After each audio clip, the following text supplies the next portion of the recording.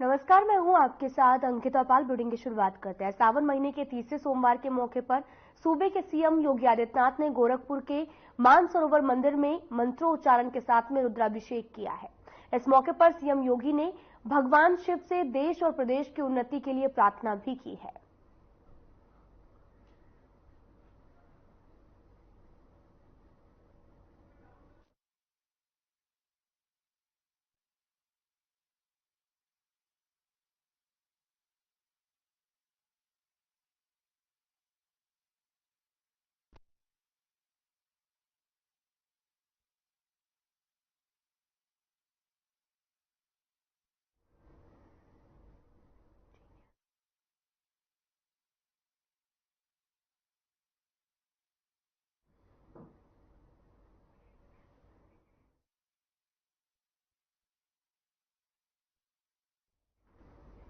केंद्रीय स्वास्थ्य एवं परिवार कल्याण मंत्री जेपी नड्डा ने लोकसभा में 2024-25 के लिए स्वास्थ्य और परिवार कल्याण मंत्रालय से संबंधित अनुदान की मांगों पर जवाब दिया है। इस दौरान केंद्रीय मंत्री जेपी नड्डा ने क्या कुछ कहा है, आपको भी सुनाते हैं। सभापति जी, मैं यहां पर डिमांड फॉर ग्रांट्स 2024-25 जो लोकसभा में चर्चा में आया और जो 2 अगस्त को यहां डिमांड फॉर ग्रांट्स की जो चर्चा हुई, उसमें हमारे लोकसभा के वरिष्ठ साथियों ने बहुत विषयों पर प्रकाश डाला और चर्चा में भाग लिया। और चर्चा में 2 तरीके के सुझाव आए। कुछ सुझाव तो जनरल नेचर के थे, जो साधारणतः सुझाव की दृष्टि से स्वास्थ्य विभाग को इंगित करने के लिए हमारे सदस्यों ने दिए थे, और कुछ सुझाव स्पेसिफिक रूप में इंगित करके हमारे साथियों ने रखा है। लगभग 57 लोकसभा के सदस्यों ने, सांसदों ने इस चर्चा में भाग लिया है। सबसे पहले तो मैं सभी सदस्यों को धन्यवाद देना चाहता हूं कि उनके महत्वपूर्ण सुझाव और उन्होंने जो महत्वपूर्ण सुझाव दिए हैं उस पर विभाग को भी गौर करने का उन्होंने मौका दिया है। मैं उनके सुझावों के लिए, उनके सजेशंस के लिए, उनके महत्वपूर्ण वैल्यूएबल सजेशंस के लिए उनको धन्यवाद देना चाहता हूं। कुछ जो मैंने सभी सुझावों को कुछ भागों में बांटा है, उसमें से बहुत सारे सदस्यों का सुझाव 2 विषयों पर था। एक तो हेल्थ का बजट बढ़ाया जाए और दूसरा आउट ऑफ पॉकेट एक्सपेंडिचर कम किया जाए। मैं इस सुझाव का जहां स्वागत करता हूं, वहीं मैं यह भी बताना चाहता हूं कि प्रधानमंत्री मोदी जी के नेतृत्व में चलने वाली सरकार ने, जो एक प्रोएक्टिव सरकार है, प्रो रिस्पॉन्सिव सरकार है, और इसीलिए 2014 से ही सभी विभागों की तरह स्वास्थ्य विभाग ने भी प्रोएक्टिव होकर के इस पर पूरी दृष्टि डाल करके बजट एलोकेशंस के बारे में चिंता की और चर्चा की है। मैं यहां अगर आपको बताना चाहूंगा कि बजट को हम लोगों ने किस तरीके से देखा, तो 2013-14 में बजट 33,278 करोड़ रुपए थे। आज वही बजट 90,958 करोड़ रुपए हो गया है। यानी हेल्थ को क्या प्रायोरिटी दी गई है, और ये एलोकेशन लगभग 164%, 164% का इजाफा इंक्रीज हुआ है। यह अपने आप में बताता है कि हमने प्रायोरिटाइज करने में हेल्थ को कितना महत्वपूर्ण स्थान दिया है। उसी तरीके से जो 15th फाइनेंस कमीशन की रिपोर्ट आई है, उसमें भी लोकल गवर्नमेंट्स के तरफ से खर्च करने के लिए 70,051 करोड़ अलग से एलोकेट किए गए हैं ताकि लोकल गवर्नमेंट्स भी अपने तरीके से हेल्थ के सेक्टर के इंफ्रास्ट्रक्चर में अपना योगदान कर सके। मैं इस सदन को यह भी बताना चाहता हूं कि नेशनल हेल्थ मिशन वो टोटल बजट का लगभग जो नेशनल हेल्थ मिशन स्टेट्स को इस बात के लिए ताकत देता है कि वह अपने इंफ्रास्ट्रक्चर को मजबूत करें, लॉजिस्टिक्स को मजबूत करें। उस सारे को करने के लिए टोटल हेल्थ बजट का 55% एनएचएम के माध्यम से खर्च होता है। इसको भी हमको ध्यान में रख करके जब हम बजट एलोकेशन की बात करते हैं तो हमें ध्यान में रखना चाहिए। प्रधानमंत्री पीएमएसएसवाई उसकी बारे में अगर हम बात करें तो अभी तक पिछले 10 सालों में 13,900 करोड़ रुपए खर्च हुए हैं और उसके माध्यम से भी हमने टर्शियरी हेल्थ केयर को स्ट्रेंथन करने के लिए कार्य को आगे बढ़ाया है।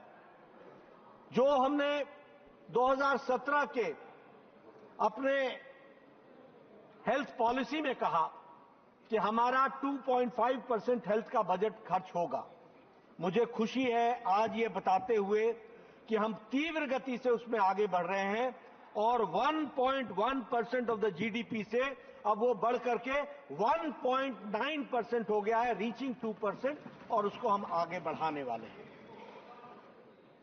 कभी खुश तो हो जाइए दादा, कभी तो खुश हो जाइए। मैं यहां पर आउट ऑफ पॉकेट एक्सपेंडिचर इसके बारे में भी बहुत से इंटरवेंशंस किए गए जिसके तहत Ayushman Bharat, free drugs and diagnostic facilities, free screening, इन सब पर बल दे करके आउट ऑफ पॉकेट एक्सपेंडिचर को हम लोगों ने 62% से रिड्यूस करके 47.1% पहुंचाया है और आउट ऑफ पॉकेट एक्सपेंडिचर आज वो कम हो रहा है। मैं ये आंकड़े देने पर ये नहीं कह रहा हूं कि हम रुक गए हैं। This is ongoing process with the same amount of priority. हमारी प्रायोरिटी में भी कोई कमी नहीं आने वाली है और हम उसको उसी गति से प्रधानमंत्री मोदी जी के नेतृत्व में और आउट ऑफ पॉकेट एक्सपेंडिचर को कम करने के लिए कटिबद्ध हैं। इस बात को भी हमको ध्यान में रखना चाहिए। मैं यहां नेशनल हेल्थ पॉलिसी के जो 4 मिशन मोड के प्रोजेक्ट्स हैं उस पर भी आपका ध्यान आकृष्ट करना चाहता हूं। 4 हैं। सबसे पहला है प्रधानमंत्री जन आरोग्य योजना, पीएम जय। ये जो जन आरोग्य योजना है आयुष्मान भारत, इस योजना के तहत हम सब लोग जानते हैं कि 12 करोड़ परिवार यानी 55 करोड़ से ज्यादा लोग यानी भारत की 40% की आबादी, और ये कौन है लोग? वो गरीब लोग जो बिल्कुल ही marginal section of the society है। और इसमें यह भी बताया गया है कि बाय प्रोफेशन से भी जोड़े गए हैं और जो कास्ट सेंसस नहीं, जो हमारा सोशियो इकोनॉमिक सेंसस है उसके तहत हम लोगों ने इनको जोड़ने का प्रयास किया। और मैं कई बार बोलता हूं, रिक्शा वाला, ठेला वाला, रेडी वाला, फेडी वाला, बस का ड्राइवर, क्लीनर, ट्रक का ड्राइवर, लिफ्ट मैन, होटल में काम करने वाला वेटर, ऐसे गरीब लोग 12 करोड़ परिवार, ऐसे लोगों को 5 लाख रुपए का एनुअल हेल्थ कवरेज देने का कार्यक्रम आयुष्मान भारत के तहत दिया गया है। और उसी तरीके से आयुष्मान आरोग्य मंदिर, इसको भी स्थापित करने का काम किया गया है और इसकी संख्या कितनी है? 1,73,000, 1,73,000 हमारे आयुष्मान आरोग्य मंदिर, इसको भी हम लोगों ने खड़ा करने का काम किया है। और आयुष्मान भारत डिजिटल मिशन के तहत हम लोगों ने, जिसे हम ABDM कहते हैं, उसमें हम लोगों ने 4 रजिस्ट्रीज को, आप ध्यान में लीजिएगा कि यह हेल्थ सेक्टर के लिए एक, जिसको हम कह सकते हैं कि एक बहुत ही रिवोल्यूशनरी चेंज है जिसको हमको ध्यान में रखना चाहिए। जब हम आयुष्मान भारत डिजिटल मिशन कहते हैं तो उसकी 4 रजिस्ट्रीज हैं, यानी एक ही प्लेटफॉर्म में हमको आयुष्मान भारत हेल्थ अकाउंट मिलेगा। यानी हर पेशेंट का, हर व्यक्ति का, उसका अकाउंट, उसका मेडिकल हिस्ट्री, उसके मेडिकल और उसकी पूरी की पूरी सीक्रेसी, उसकी पूरी की पूरी confidentiality, that is also maintained, और वह एक ही प्लेटफॉर्म पर मिलेगा। उसी तरीके से हेल्थ केयर के जितने भी प्रोफेशनल्स हैं वह भी एक ही प्लेटफॉर्म पर रजिस्ट्री में मिलेंगे, और उसी तरीके से हेल्थ ड्रग्स के भी, यानी जितने भी केमिस्ट्री फैसिलिटीज हैं वह भी एक ही फैसिलिटी के तहत मिलेंगे, और हमारे जो हेल्थ के फैसिलिटीज हैं यानी हमारे इंस्टीट्यूशंस हैं वह भी एक ही फैसिलिटी में मिलेंगे। यानी एबीडीएम के 4 रजिस्ट्रीज होंगे और उसके 3 गेटवेज होंगे। मैंने पहले भी एक प्रश्न में बताया था, एक होगा नेशनल क्लेम एक्सचेंज एनसीएक्स, दूसरा यूनिफाइड हेल्थ इंटरफेस, और तीसरा जो है वो कंपनसेशन देने के लिए उसके लिए कंसेंट मैनेजर। ये 3 गेटवेज के तहत इस कार्यक्रम को आगे बढ़ाया जाएगा। मैं यहां यह भी बताना चाहता हूं सभापति महोदय जी और आपके माध्यम से कि हमारा पीएम भीम, प्रधानमंत्री आयुष्मान भीम योजना, भारत हेल्थ इंफ्रास्ट्रक्चर मिशन, इसके तहत भी हमारे लॉजिस्टिक्स हेल्थ के इंफ्रास्ट्रक्चर को बहुत तीव्र गति दी जा रही है और उसको ताकत देने का काम हेल्थ सेक्टर में किया जा रहा है, ये भी मैं बताना चाहता हूं। जो दूसरे इनिशिएटिव्स हैं, उन इनिशिएटिव्स की बात करें तो एनएचएम में हम सभी प्रदेशों को टेक्निकल और फाइनेंशियल सपोर्ट हम देते हैं, और वो टेक्निकल और फाइनेंशियल सपोर्ट के माध्यम से जो हमारे सब सेंटर्स हैं, जो हमारे आयुष्मान आरोग्य मंदिर हैं, जो हमारे पीएचसीज हैं, जो हमारे सीएचसीज हैं, जो हमारे डिस्ट्रिक्ट हॉस्पिटल्स हैं, इन सबको फाइनेंशियल और टेक्निकल सपोर्ट देने का काम हम ये नेशनल हेल्थ पॉलिसी के तहत, एनएचएम के तहत हम कर रहे हैं, ये भी मैं बताना चाहता हूं। एक बात टर्शरी हेल्थ केयर में मैं जरूर बताना चाहता हूं, जिसमें एक बहुत लंबी छलांग टर्शरी हेल्थ केयर में लगाई गई है, वह मैं कहना चाहता हूं, और मैं इस सदन के माध्यम से देश की जनता को भी बताना चाहता हूं कि जब जब एनडीए की सरकार आई है, हम लोगों ने टर्शरी हेल्थ केयर को भी जहां पूरी ताकत दी है, वहीं हम लोगों ने प्राइमरी हेल्थ केयर को भी पूरी ताकत दी है, यह भी मैं बताना चाहता हूं। जब एनडीए की पहली सरकार आई, उसके पहले एक एम्स होता था, all India Institute of Medical sciences. जब अटल जी की सरकार आई तो 6 साल के अंदर 6 नए all India Institute of Medical sciences खुले, और आज मुझे खुशी होती है ये बताते हुए कि प्रधानमंत्री मोदी जी के नेतृत्व में आज 22 all India Institute of Medical sciences, इनको अप्रूवल दी गई है। 18 ऑपरेशनल है और 4 अंडर कंस्ट्रक्शन है। इस तरीके से all India Institute of Medical sciences का काम चल रहा है। मैं all India Institute of Medical sciences पर यह भी आपको बताना चाहता हूं, जरा ध्यान, जरा धैर्य रखो, जरा धैर्य रखो, जरा धैर्य रखो।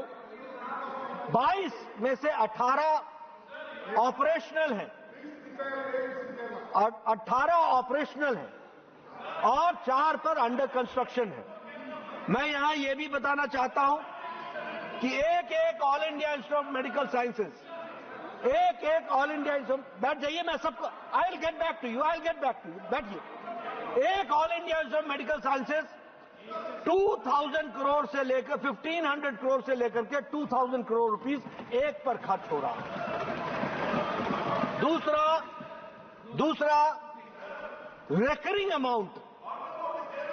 recurring amount, please sit down sir, I am there to take care, please take सभापति जी, आपसे मैं संरक्षण चाहूंगा। मैं इनकी भावनाओं की कदर करता हूं, मैं इनकी भावनाओं की कदर करता हूं, मैं इनकी भावनाओं की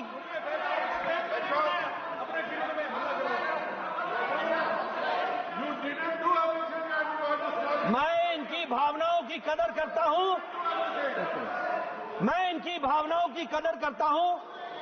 इनको भी इतनी शालीनता होनी चाहिए कि नरेंद्र मोदी जी द्वारा किए गए कार्यों की भावनाओं की भी कदर करें, इसकी इनको चिंता करनी चाहिए। अब मैं अपग्रेडेशन ऑफ मेडिकल कॉलेजेस की बात करना चाहता हूं। मैं जब अपग्रेडेशन ऑफ मेडिकल कॉलेजेस की बात करता हूं तो 157 मेडिकल कॉलेजेस आउट। मंत्री जी एक मिनट माननीय सदस्य एक मिनट नो। माननीय सदस्यगण, इस विषय पर डिबेट पर सभी माननीय सदस्यों को पर्याप्त समय भी दिया था और जो माननीय सदस्य नहीं बोल पाए उनको भी पर्याप्त समय दिया। अब हम सदन में गरिमा रखें। जब आपने कोई मुद्दे उठाएं, माननीय मंत्री जी उन मुद्दों का जवाब देंगे। बीच में नहीं। माननीय मंत्री जी,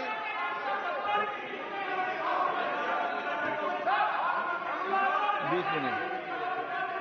देखिए, मैं सदस्यों से एक बात कहना चाहता हूं कि अगर राजनीति करनी है तो आप राजनीति कीजिए। अगर सच्चाई सुननी है तो मैं पूरी ईमानदारी से सारी बातें आपको बता रहा हूं, जिसको आपको सुनना पड़ेगा। 157 medical colleges, 157 medical colleges in one go. और मैं आपको यह भी बताना चाहता हूं कि 387 मेडिकल कॉलेजेस इस देश में थे और आज 731 मेडिकल कॉलेजेस हैं। 731 मेडिकल कॉलेजेस हैं।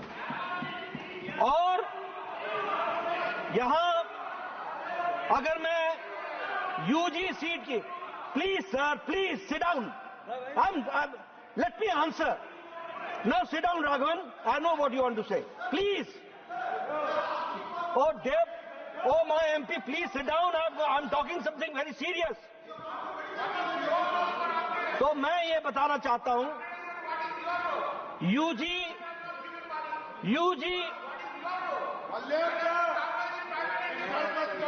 he does not understand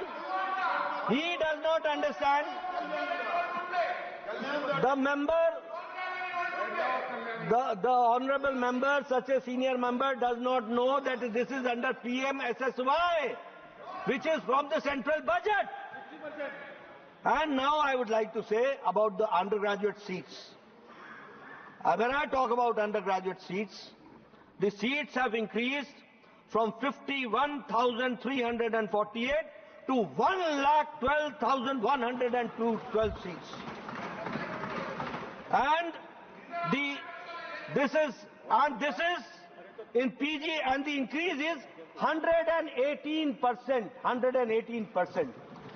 And I would like to inform the honorable member, when I am talking about these medical colleges opened by the government.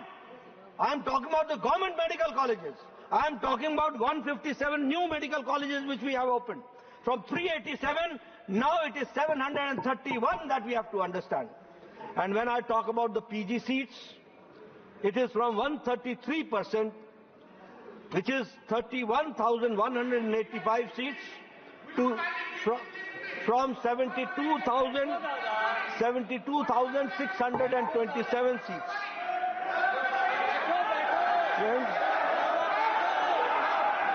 Friends,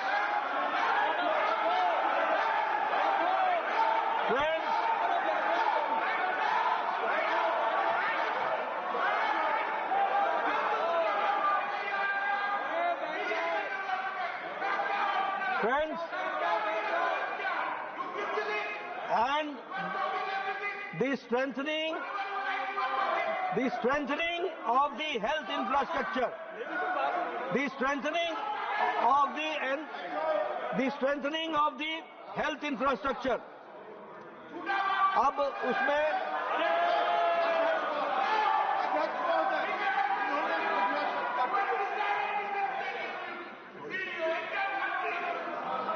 strengthening of the infrastructure. मैं कुछ नहीं जा रहा, please.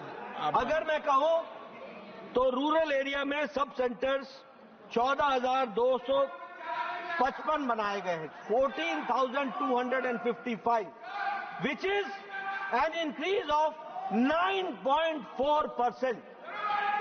उसी तरीके से PHC 2,106, which is an increase of 8.6%, और CHCs 899, which is an increase of 17.33%.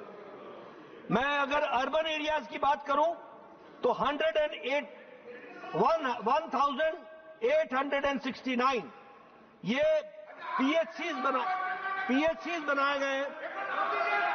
107%, CHCs 233%। मैं इनको लिस्ट भिजवा दूंगा।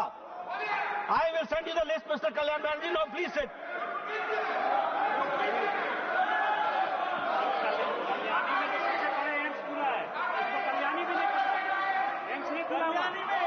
अध्यक्ष महोदय, माननीय सदस्य, माननीय मंत्री जी जवाब दे रहे हैं, आप कुछ नहीं बोले बीच में। ये डिबेट होनी है या ये डिबेट हो रही है या मुझे बोलने का मौका दिया जाएगा?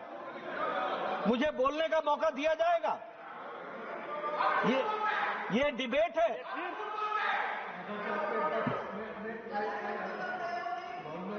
नो, मैंने मंत्री जी इनको अलाउ नहीं किया। आप तो बोलिए। मैं जब अलाउ करूं जब होगा ना। मैं माननीय मंत्री जी,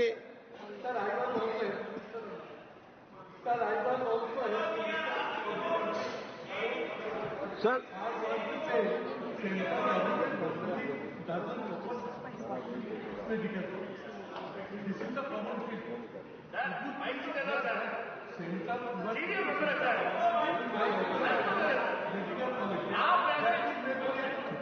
ठीक, किसी भी माननीय सदस्य, मैं माननीय, एक मिनट मान, जब माननीय मंत्री जी जवाब दे रहे हैं, जब तक मैं किसी माननीय सदस्य को अलाउ नहीं करूं, और जनरल परंपरा रही है कि माननीय सदस्य जब अपनी बात कह रहे हो तो माननीय सदस्य बीच में सप्लीमेंट्री प्रश्न नहीं पूछे। माननीय मंत्री जी।